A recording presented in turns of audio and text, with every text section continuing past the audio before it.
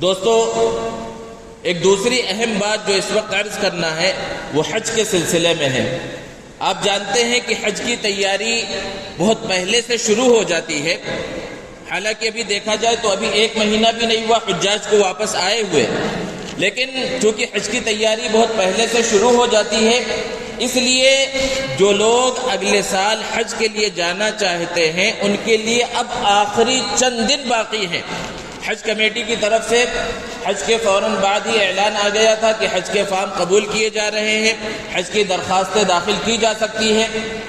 اور 31 جولائی آخری تاریخ متعین کی گئی تھی۔ کل وہ تاریخ ختم ہو گئی، لیکن کل آخری وقتوں کے اندر ایک نیا اعلان آیا ہے کہ پورے ہندوستان کے اندر بڑی تعداد میں حاجیوں نے حج کے فارم بھر دیے ہیں، یعنی جتنی تعداد میں ہندوستان سے حاجیوں کو روانہ ہونا ہے اور جتنا کوٹا ہے تقریباً اتنے اور اس سے زیادہ حجاج کرام نے فارم بھر دیے ہیں۔ لیکن بعض علاقے ایسے ہیں، بعض صوبے ایسے ہیں جہاں پر کچھ کم تعداد میں حاجیوں نے درخواست داخل کی ہے، تو بعض صوبوں کی جانب سے حج کمیٹی سے گزارش کی وجہ سے 7 دنوں کا اضافہ کیا گیا ہے،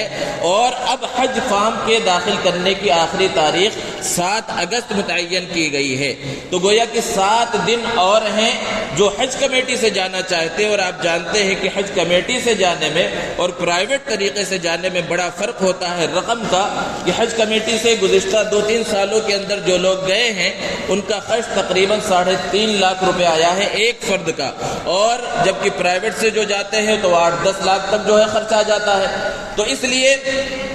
اب اگر کوئی حج کے لیے جانا چاہتا ہے تو وہ جلدی کرے اور اس میں ٹال مٹول سے کام نہ لے۔ اور بہت سے مسلمان ایسے ہیں جن کو اللہ تبارک و تعالیٰ نے خوب نواز رکھا ہے، لیکن اس کے باوجود بھی ان کے دل کے اندر حج کا داعیہ پیدا نہیں ہوتا، حج کی فرضیت کی اہمیت ان کے دلوں کے اندر پیدا نہیں ہوتی۔ حالانکہ اب حج کا سفر پہلے کے مقابلے میں کتنا آسان ہو گیا کہ پہلے کا زمانہ جب ہوائی جہاز کا سفر نہیں ہوتا تھا، پانی کے جہاز سے لوگ جاتے تھے، سالوں سال وہاں پر رہتے تھے، 6-6 مہینے لگ جاتے تھے، جتنے لوگ جاتے تھے بہت کم لوگ واپس آیا کرتے تھے، اس طرح کا سفر ہوتا تھا۔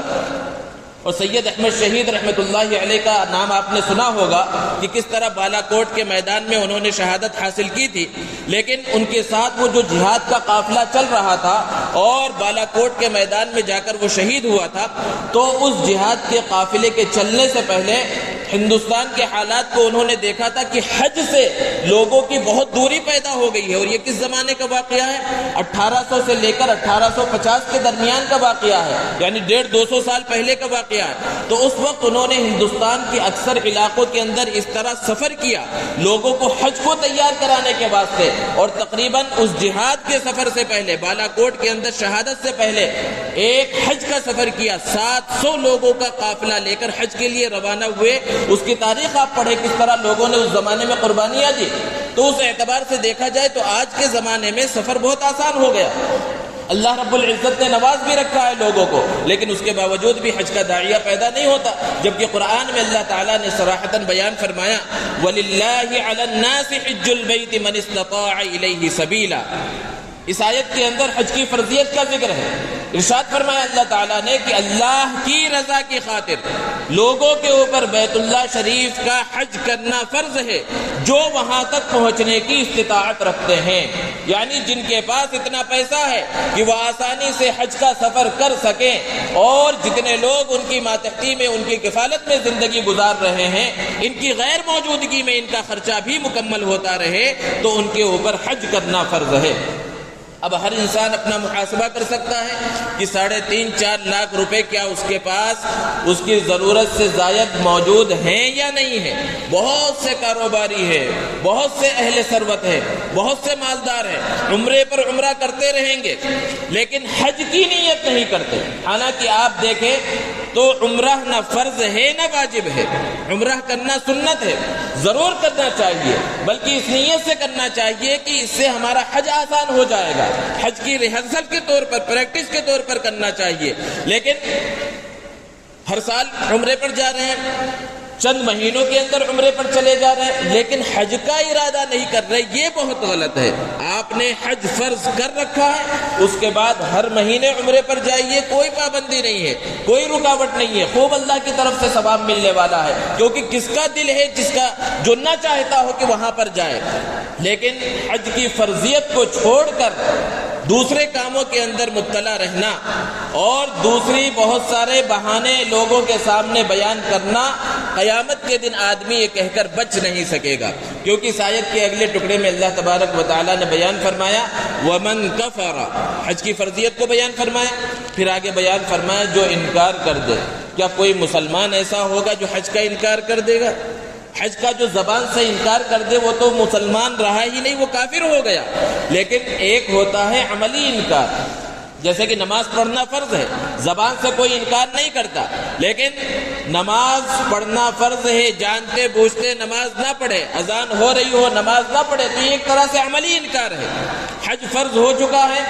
اچھی خاصی رقم ہمارے پاس موجود ہے، مالداروں کے اندر شمار ہوتا ہے، بڑا کاروبار، بڑی تجارت، اچھی ملازمت، سب کچھ موجود ہے، پیسے موجود ہیں، جا سکتے ہیں آرام کے ساتھ، کوئی عذر نہیں ہے، اس کے باوجود بھی ہم حج کا ارادہ نہیں کر رہے ہیں، تو گویا کہ ہم عملی طور پر اس فرضیت کا انکار کر رہے ہیں۔ تو اللہ تعالیٰ نے آگے بیان فرمایا وَمَن كَفَرَ فَإِنَّ اللَّهَ غَنِيٌّ عَنِ الْعَالَمِينَ، کہ جو انکار کر دے تو اللہ تبارک و تعالیٰ کو دنیا والوں کی کوئی پرواہ نہیں ہے، اللہ تبارک و تعالیٰ پھر ان کی دیکھ بھال کرنے والا نہیں ہے۔ اور ایک حدیث میں اللہ کے رسول صلی اللہ علیہ وسلم نے ارشاد فرمایا کہ جس پر حج فرض ہو چکا اور اس کے باوجود بھی اس نے حج نہیں کیا تو پھر مجھے کوئی پرواہ نہیں ہے کہ وہ یہودی ہو کر مر جائے یا نصرانی ہو کر مر جائے۔ اتنی سخت وعید اللہ کے رسول صلی اللہ علیہ وسلم نے بیان فرمائی۔ اب لوگوں کے الگ الگ بہانے ہیں کہ ٹھیک ہے ہم مالدار ہیں، ہمارے پاس روپے موجود ہیں، کئی لاکھ روپے موجود ہیں، سب کچھ ہے، لیکن ابھی بچیوں کی شادی کرنا ہے، ابھی گھر خریدنا ہے، ابھی یہ کام کرنا ہے، ابھی وہ کام کرنا ہے، اس لیے حج کو مؤخر کیا جاتا رہتا ہے اور پھر ایسا وقت آ جاتا ہے کہ انسان اس دنیا سے روانہ ہو جاتا ہے حج کیے بغیر۔ تو اگر کوئی صاحب ثروت تھا، کوئی مالدار تھا، اپنی زندگی کے سالوں میں سے کسی ایک سال میں بھی حج کے ایام میں اگر اس کے پاس اتنے پیسے تھے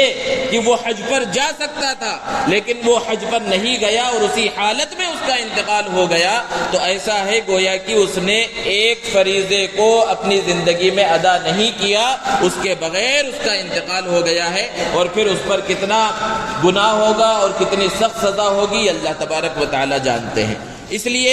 جن کو اللہ تبارک و تعالیٰ نے نواز رکھا ہے اور استطاعت ہے، کوئی عذر نہیں ہے، ان کو ٹال مٹول حج کے سفر میں نہیں کرنا چاہیے اور جلد سے جلد حج کرنے کی فکر اور کوشش کرنا چاہیے۔ بہت سے نوجوان یہ سمجھتے ہیں، کیونکہ حج کے بارے میں آپ نے سن رکھا ہے، اللہ کے رسول صلی اللہ علیہ وسلم نے ارشاد فرمایا کہ من حج للہ فلم یرفث ولم یفسق رجع کیوم ولدته امہ، کہ جو اللہ کی رضا کی خاطر حج کرے اور اس میں کوئی غلط کام نہ کرے تو جب لوٹتا ہے تو ایسے ہی ہوتا ہے جیسے کہ اس دن تھا جس دن اس کی ماں نے اسے پیدا کیا تھا، کہ بالکل گناہوں سے پاک صاف ہو کر لوٹا ہے۔ تو لوگ سوچتے ہیں کہ ابھی جوانی کے اندر حج کر لیے تو پوری زندگی پھر عیش کرنی ہے، کیسے عیش کریں گے، اس طرح کے خیالات ہمارے نوجوانوں کے ذہن کے اندر آتے ہیں۔ اللہ رب العزت سے توبہ کرنا چاہیے کہ اگر ایسے خیال ہمارے ذہن کے اندر آ رہے ہیں اور بڑھاپے کا یا زیادہ عمر ہو جانے کا انتظار نہیں کرنا چاہیے۔ اللہ تبارک و تعالیٰ نے اگر سہولت دی ہے، نواز رکھا ہے، تو جتنی اچھی عمر میں اور جتنی صحت کے ساتھ آپ کریں گے اتنا زیادہ آپ کو مزہ آئے گا اور اتنے اچھے سے آپ حج کر سکیں گے۔ اس کا یہ مطلب نہیں ہے کہ جنہوں نے ابھی تک نہیں کیا اور عمر زیادہ ہو گئی تو اب ان کو نہیں کرنا چاہیے، ان کو تو ضرور ہی کرنا چاہیے، لیکن جو نوجوان ہیں، صاحب استطاعت ہیں، اللہ تبارک و تعالیٰ نے نواز رکھا ہے، ان کو پہلی فرصت میں حج کرنے کی فکر اور کوشش کرنی چاہیے۔ اور جس طرح مردوں کے اوپر حج فرض ہوتا ہے، عورتوں کے اوپر بھی حج فرض ہے، اور عورتوں کے اوپر بعض مرتبہ گھر کے مرد کے اوپر واجب اور فرض نہیں ہوتا، اور عورت کے اوپر فرض ہو جاتا ہے کہ بہت سا زیور اس کے پاس ہے، لاکھوں کا زیور رکھا ہوا ہے، اور ان زیورات کی قیمت اگر اتنی ہے کہ جس سے حج پر جا کر واپس آ سکتے ہیں تو ان کے اوپر حج فرض ہو گیا۔ اس لیے خواتین کو بھی اس سلسلے میں فکر اور کوشش کرنی چاہیے کہ چند دن باقی ہیں، حج کمیٹی سے اگر جو لوگ جانا چاہتے ہیں تو 7 اگست آخری تاریخ ابھی متعین کی گئی ہے. اب اس میں اضافہ ہوتا یا نہیں ہوتا اس کے بارے میں علم نہیں ہے، لیکن اگر ارادہ ہے اور ارادہ نہیں تھا لیکن اللہ تبارک و تعالیٰ نے نواز رکھا ہے تو اس میں ارادہ کر کے حج کے واسطے تیاری کرنا شروع کر دینا چاہیے. اللہ تبارک و تعالیٰ ہم سب کو حرمین شریفین کی زیارت سے سرفراز فرمائے. وآخر دعوانا الحمد للہ رب العالمین.